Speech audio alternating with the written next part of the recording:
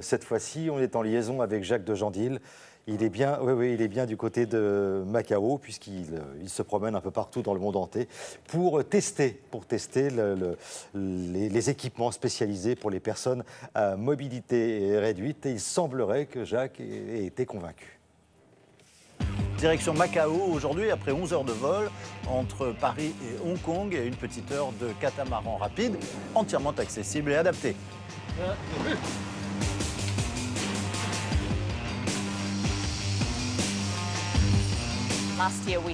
L'an dernier, plus de 42 000 Français sont venus visiter Macao.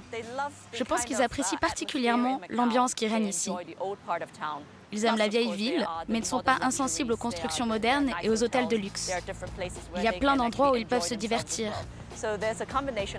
C'est le mélange entre ancien et récent, Orient et Occident, qui plaît aux touristes français. Le centre historique a été classé patrimoine de l'UNESCO en 2005. Il recèle plusieurs types architecturaux, chinois, japonais et portugais bien sûr, puisque Macao a été une colonie portugaise.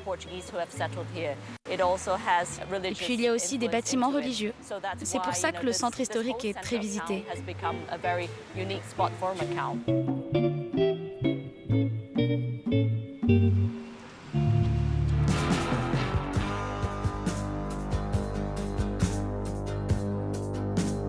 Nous sommes dans le centre culturel. C'est l'un des nouveaux monuments les plus populaires de Macao.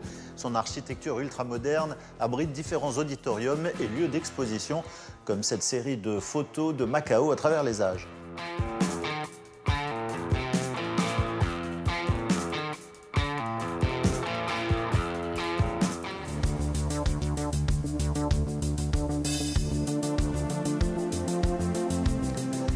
Difficile de venir ici sans visiter le musée consacré au Grand Prix de Macao.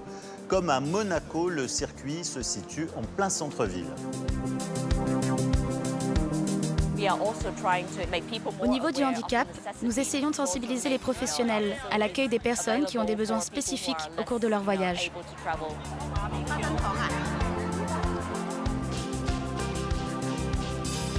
Bien sûr, les sites anciens sont plus difficiles à rendre accessibles du fait de leur topographie et de leur caractère historique.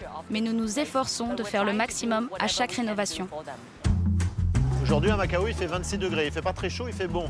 Mais par contre, le taux d'humidité est de 99%. Il faut se changer souvent. Pour 1 euro, vous pouvez changer de chemise. Ou pas. Je crois que Macao est un lieu avec une atmosphère vraiment particulière. Lorsque certains visiteurs arrivent, ils ne savent pas exactement à quoi s'attendre. Et quand ils découvrent la ville, ils en tombent amoureux. Ce n'est pas un coup de foudre, mais un amour qui grandit avec le temps.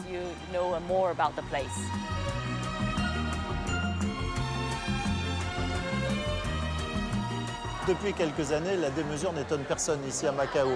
Et au détour d'un casino, vous pouvez vous retrouver à Venise. Il faut savoir que le chiffre d'affaires ici des casinos est 5 fois supérieur à celui de Las Vegas.